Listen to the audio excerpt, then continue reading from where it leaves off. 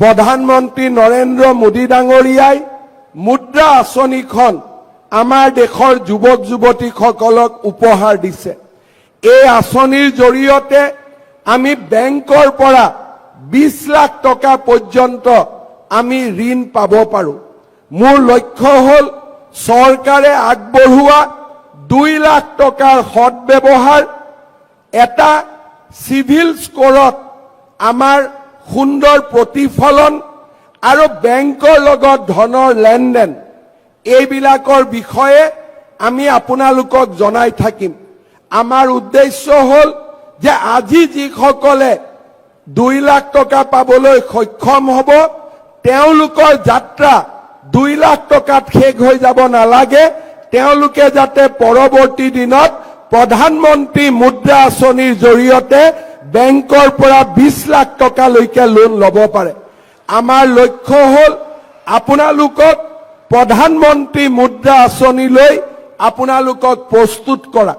মই প্ৰধানমন্ত্ৰী ডাঙৰীয়াৰ লগত এই আঁচনিখনৰ বিষয়ে আলোচনা কৰিছিলো আৰু তেওঁ মোক কৈছে যে যিবিলাক ল'ৰা ছোৱালীয়ে 2 লাখ টকা ভাল কৰি ব্যৱহাৰ কৰিব, প্ৰধানমন্ত্ৰী ডাঙৰীয়াক মই কওঁতে তেওঁ মোক কৈছে যে লাগিলে অসমত প্ৰধানমন্ত্ৰী মুদ্ৰা যোজনাৰ যি লক্ষ্য, সেই লক্ষ্য মই বঢ়াই দিম, যাতে প্ৰতিগৰাকী সফল যুৱক যুৱতীয়ে মুদ্ৰা লোনৰ ভৱিষ্যতৰ দিনত অধিকাৰী হ'ব পাৰে।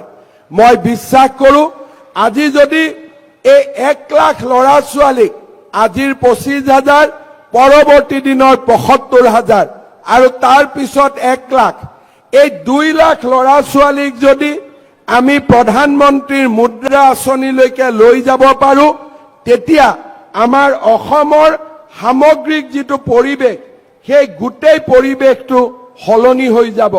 আগত অসমৰ মানুহৰ বিশ্বাস আছিল যে বেংকে আমাক লোন নিদিয়ে, কিন্তু আজি লাহে লাহে সেই পৰিৱেশবিলাক সলনি হৈছে। চলিত বৰ্ষৰ 31 মাৰ্চলৈকে অসমৰ ক্ষুদ্ৰ আৰু মজলীয়া উদ্যোগলৈকে বেংকে 29,000 কোটি টকাৰ লোন আগবঢ়াইছে, যি আগত কেতিয়াও অসমত সম্ভৱ হোৱা নাছিলে।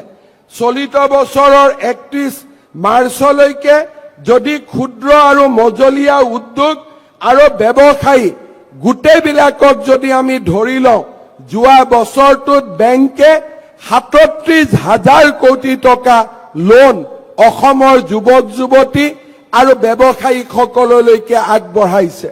অসমৰ আত্মসহায়ক গোটৰ মহিলাসকললৈকেও বেংকে বৰ্তমান ব্যাপক লোন আগবঢ়াইছে। সেইবাবে মই আমাৰ যুৱক যুৱতীসকলক অনুৰোধ কৰিম, এই টকাখিনিৰ আপোনালোকে সৎব্যৱহাৰ কৰক।